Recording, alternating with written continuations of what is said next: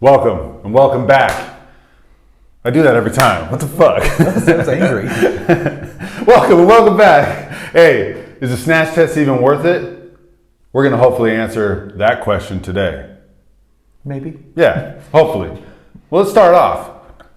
We got a question. Well, actually, we got a comment to a recent video we posted, which was good for the topic of conversation about the validity or the necessity for a snatch test, and that it seemed contradictory to hardstyle technique and when it was more of like a kettlebell sport type of thing.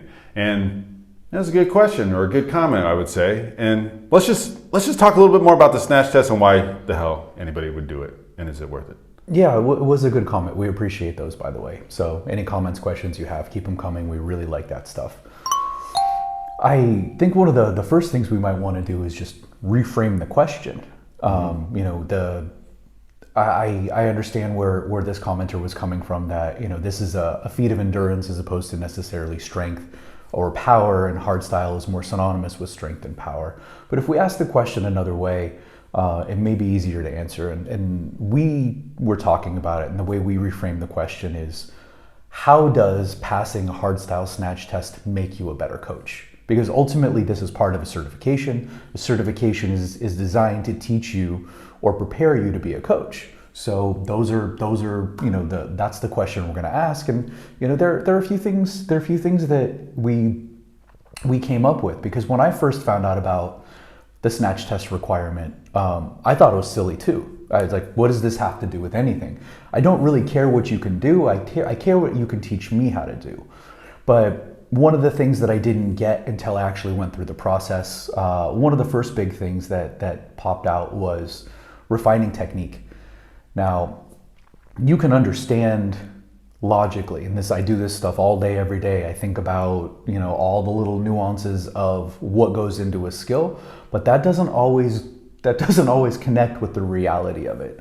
And when you spend some time with the technique, and you want to do 105 minutes, that's not a really easy feat. So you've got to really break it down and understand your technique really, really well. So not just from a theoretical standpoint, but from a practical standpoint. Did you have that same experience? Yeah. Well, first of all, I was like, how hard could this be? And then I picked up a kettlebell and I was like, this is going to be next to impossible. And I'll never forget the first time I did 100, stupidly the day before we went to the certification, just to make sure I could do it. I don't know. Like, look, we were on a whirlwind. Anyways, yeah, it was confusing at best as to what to do about it. And when you look back at your old videos, you understand why. Sure. And there are some people who can pass this test without prepping. There are some freaks of nature out there. Rip it. We're not them. I actually saw a guy at my level 1 certification pass this thing, and I think he had no business passing. His technique was horrible, and he was kind of a jerk. But he followed. If you're watching, he followed the standards and he passed the test. But that's like one out of I don't know how many people we had there. At least 100. It was a big certification, and everyone else we were talking to, oh, I got this coach and I work with this person and that person. I spent 6 months, 8 months preparing for this thing. And that gets to the second thing you really learn from this is a snatch test is a problem. It's not something that should be easy to do, and you have a problem to solve, which is what you really do as a coach. So by putting this problem in front of you, it teaches you to mobilize your skill set as a coach. It teaches you maybe you have to do some research, you've got to dig. Personally, I got into different aspects of the cardiovascular system. I got into different aspects of programming.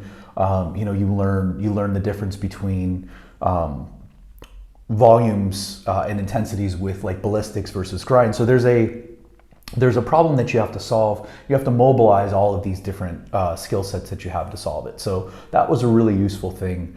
For me was to have to figure that all out. Well, and like another thing that helped me problem solve was, yes, I passed the first one I did, and it was great, and I couldn't believe it. It was maybe dumb luck, but I did train adequately enough, yet maybe ill-informed. The second time I took it, I failed it.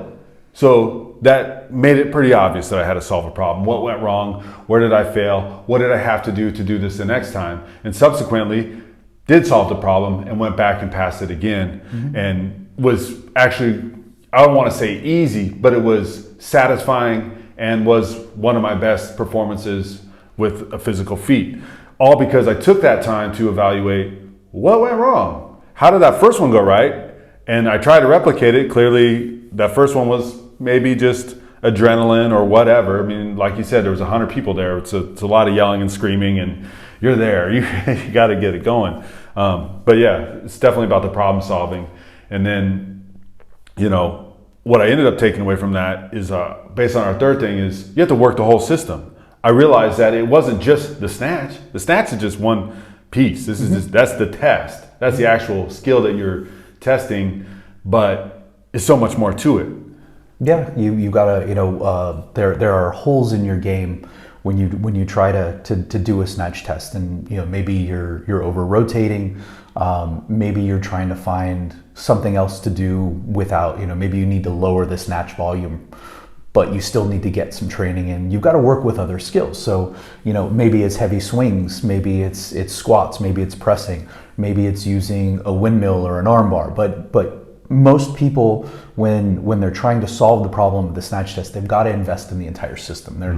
It's very rare that a snatch protocol is just snatching. So you've got to work through the entire system rather than just, you know. I'm going to snatch a ton, and yeah, it's going to happen for me, because that may or may not work, as I just said. Yeah, it does. It does happen, but for the most part, you need to work. You really need to go through the entire system. Yeah. What were your go-tos? Did you have anything that really helped you with your, you know, that second time around? I realized the first time that I definitely needed a better cardio base. I needed to have more cardio, and the second thing that was most important was I needed to use my legs. I needed to rely on my legs to do the work, because those are the big muscles that are working in that. It's not so much about my arm overhead holding the weight, because at this point in my strength, that weight isn't too heavy for me. So getting my legs under me, learning how to use my legs, hitting those double squats a lot, those double bell squats a lot, heavy swings, and literally running uphill for 40 seconds, and just figuring out that drive was something that I implemented to get better at that snatch test most recent one. Another thing that it teaches you to do, you have to interact with both volume and intensity. You know, how many snatches should you be doing? How heavy should these snatches be? You know, a lot of the time people think, oh, I'm just going to do, you know, 200-300 snatches. Doesn't really work that way. After a certain point, you know, let's say going back to the problem solving, if your problem is strength, maybe your endurance is fine, but you don't really feel strong, your grip is going. Doing higher endurance may not be the answer. So you need to understand, how many reps should I be doing? How heavy should I be going? Maybe my cardio feels good, but I still feel like this is a heavy bell. Maybe you want to decrease the volume and increase the intensity a little bit. Maybe you want to increase the volume and increase the intensity. Maybe you got to do it both. Sometimes that's where you're at. Absolutely. So you have to interact with, you know, you have to ask yourself the big questions. How many of these should I be doing? Because, you know, the idea, you're not always just going to do 100. A lot of snatch protocols, I did this math today. Brett Jones, I think, if I'm not mistaken, with part of his snatch protocol, he has you start with 4 + 4 for 16 rounds, and I think it's 128 snatches. So it's more than 100.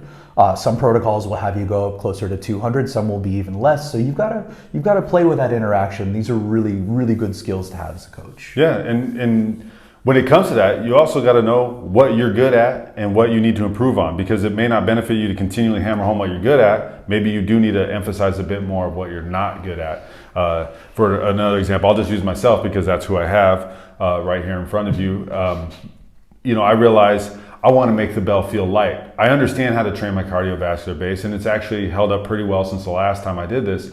But I want to make the bell light. So I'm going heavier, a lot of double bell stuff, a lot of heavier snatches. Maybe not a ton of volume in those snatches, but the heavier bell seems to make most sense for me right now. So again, it goes back to the problem solve aspect. Sure. Another thing that you really can't underestimate is teaching mental toughness.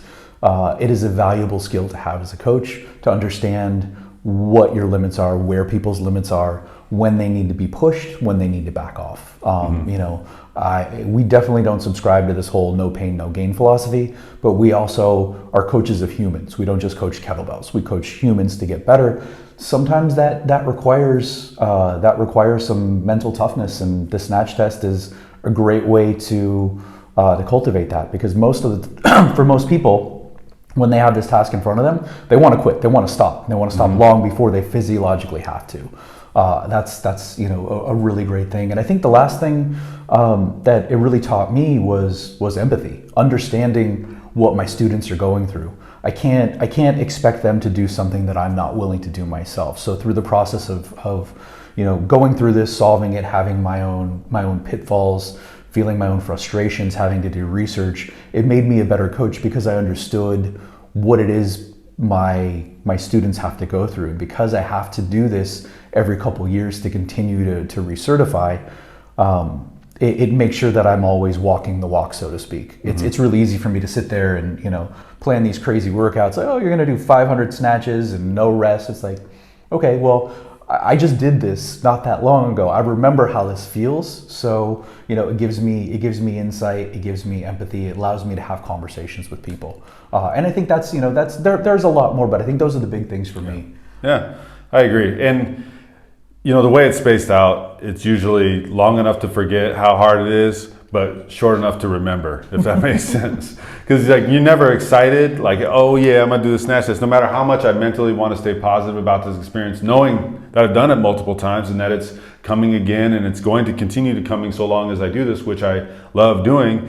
I enjoy the process. I enjoy understanding what it is to do, which translates with, like Roger was saying, with the empathy for your students. I can bring enthusiasm to you to help you, not be so afraid of it. It is doable. Trust me, it's doable.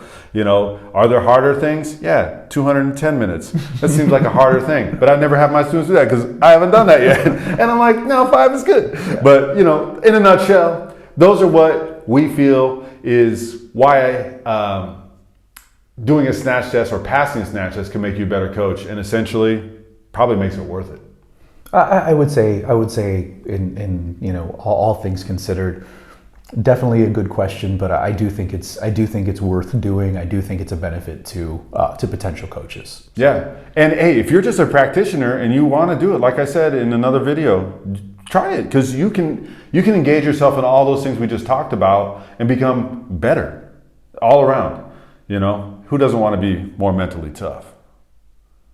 I don't know. I don't know either. Probably nobody. Anyways, you got anything else? No, that's it. All right, stay strong. You forgot to plug the app. By the way, download Bells by Iron Revival, because we got Snatch Test Protocol right in there. And if you join Premium, there's plenty of workouts in there to help you get better at your snatch tests and even that mental toughness we talked about.